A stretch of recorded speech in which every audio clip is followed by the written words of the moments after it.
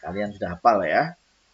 Baik, kita akan melihat kita akan melihat sifat-sifat umum gas mulia. Dia letaknya di paling kanan, ya. Paling kanan ini adalah mempunyai jari-jari yang paling kecil. Nah, kalau dibandingkan dengan unsur-unsur yang lain, kalau dalam mendatar ya.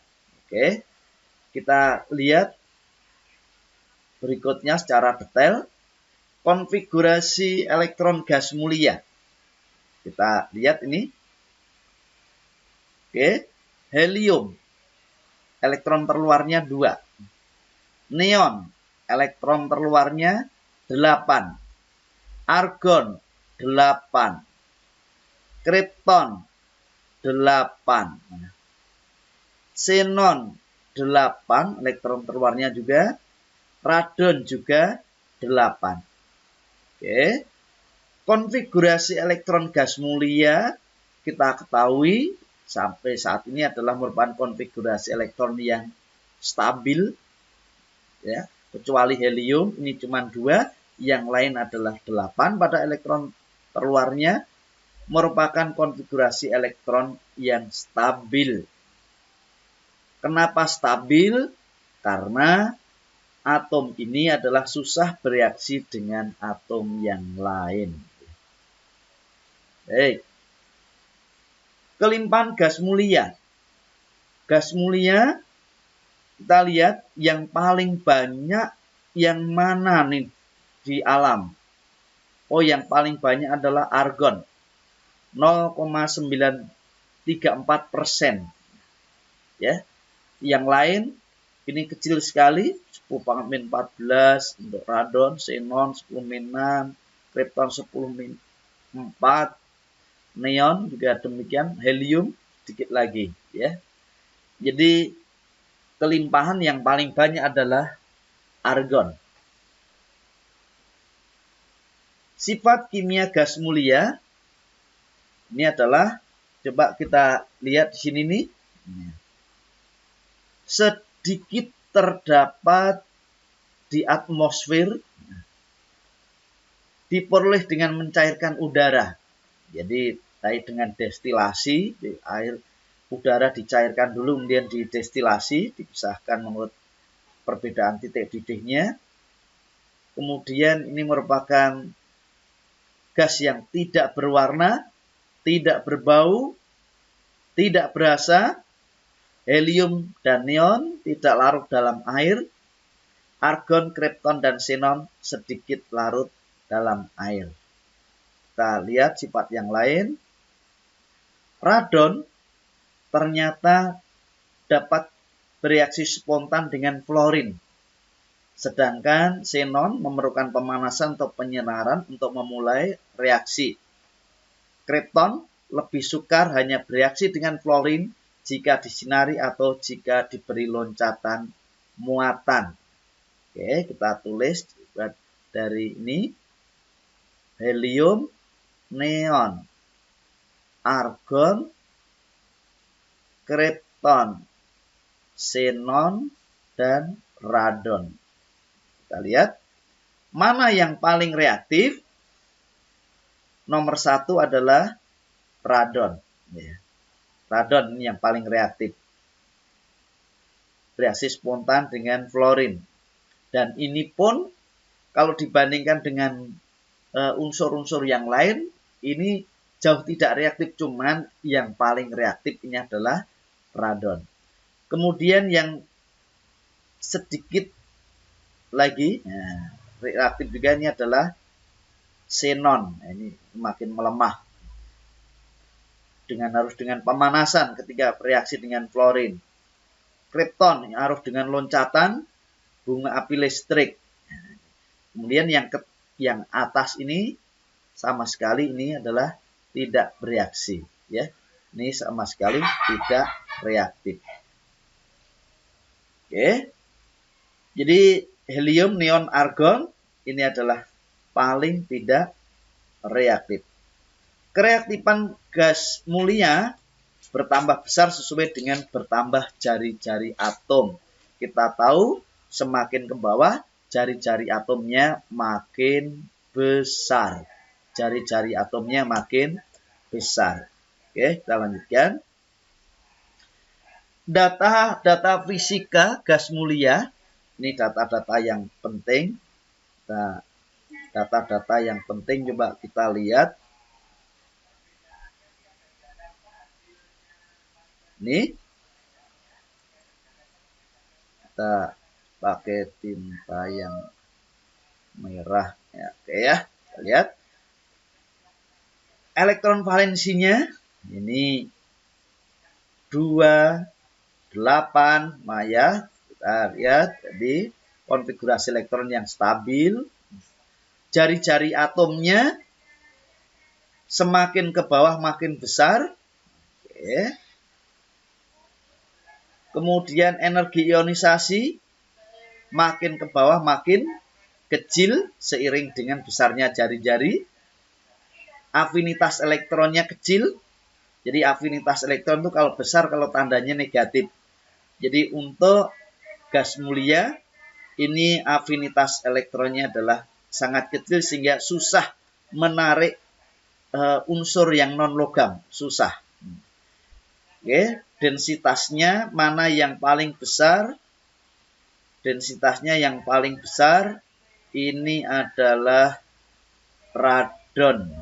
Radon densitas gram per liternya. Ya, kerapatannya.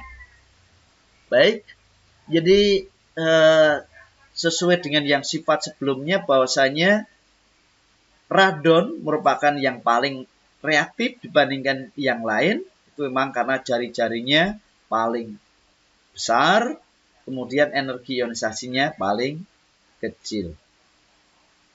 Baik. Keistimewaan gas mulia, apa keistimewaannya? Yang tadi kita lagi, memiliki konfigurasi elektron yang stabil. Oke, ya. Memiliki elektron terluar 8 oktet kecuali helium.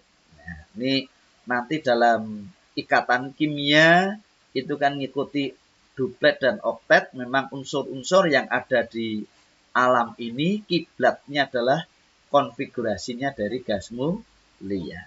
Ya. Sangat sukar membentuk senyawa, sukar bereaksi. Ya. Satu-satunya kelompok gas yang berikat yang partikel atomnya tunggal, bukan molekul.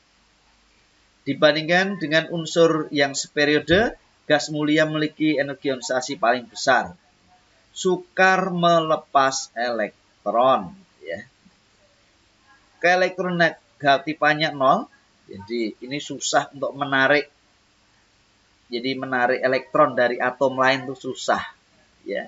Jadi keelektronegatifannya 0. Afinitas elektronnya kecil. Tuh.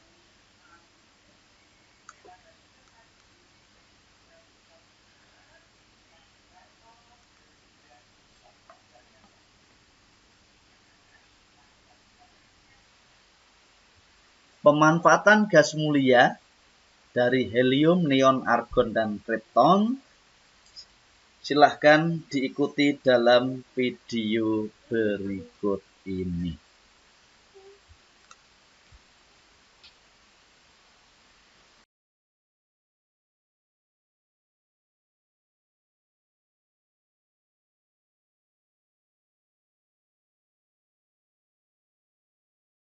Satu, helium.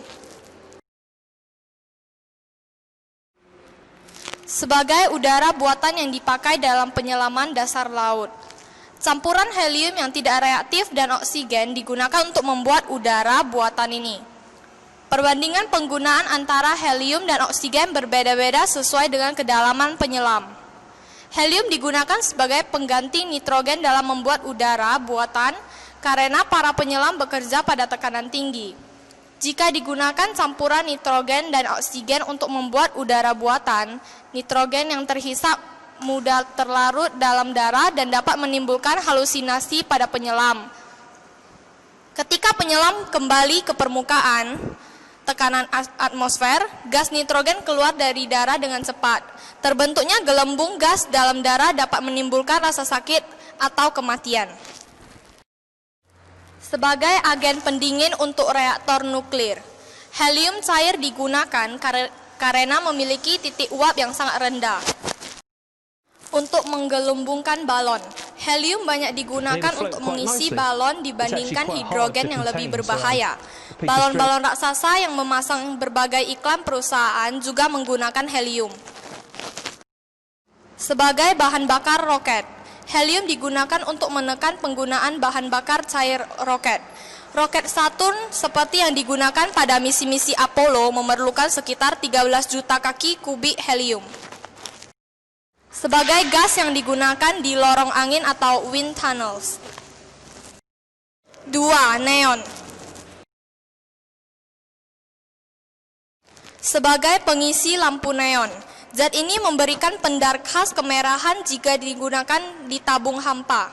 Sifat ini membuat neon digunakan sebagai bahan pembuatan lampu-lampu dan tanda iklan. Lampu neon juga digunakan untuk menerangi ruangan. 3. Argon. Sebagai pengisi bola lampu pijar, argon digunakan karena argon tidak bereaksi dengan wolfram atau tungsten yang panas. Sebagai pemadam api khusus, argon digunakan karena argon merupakan salah satu gas mulia yang paling murah. 4. Krypton. Sebagai bahan untuk lampu kilat pada kamera blitz menggunakan krypton untuk fotografi kecepatan tinggi. Sebagai bahan pengisi lampu menara pada mercusuar. Sebagai bahan pengisi bola lampu landasan pacu. Bola lampu yang berisi gas krypton digunakan untuk penerangan dan penunjuk jalan bagi pesawat terbang yang akan mendarat atau meninggalkan landasan di malam hari. Sebagai bahan pembuat lampu pada laser. 5. Xenon.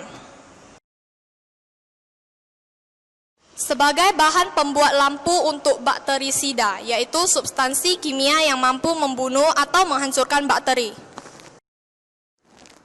Sebagai bahan pengisi lampu sorot untuk memberikan cahaya terang.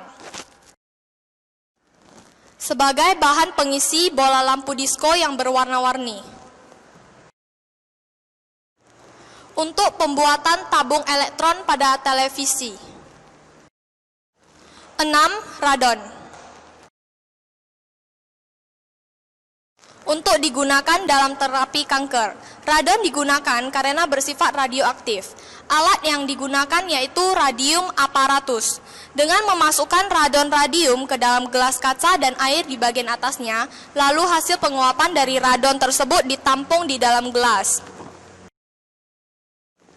Untuk penyelidikan hidrologi, di mana dilakukan pengkajian interaksi antara air bawah tanah, anak sungai, dan sungai. Air bawah tanah mempunyai kandungan radon yang lebih tinggi dibandingkan air di permukaan laut. Peningkatan radon dalam anak sungai atau sungai merupakan petunjuk penting bahwa terdapat sumber air bawah tanah.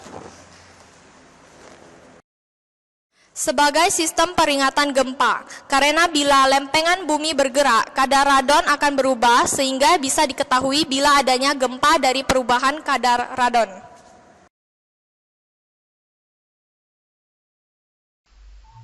Baik, demikian presentasi singkat mengenai gas mulia.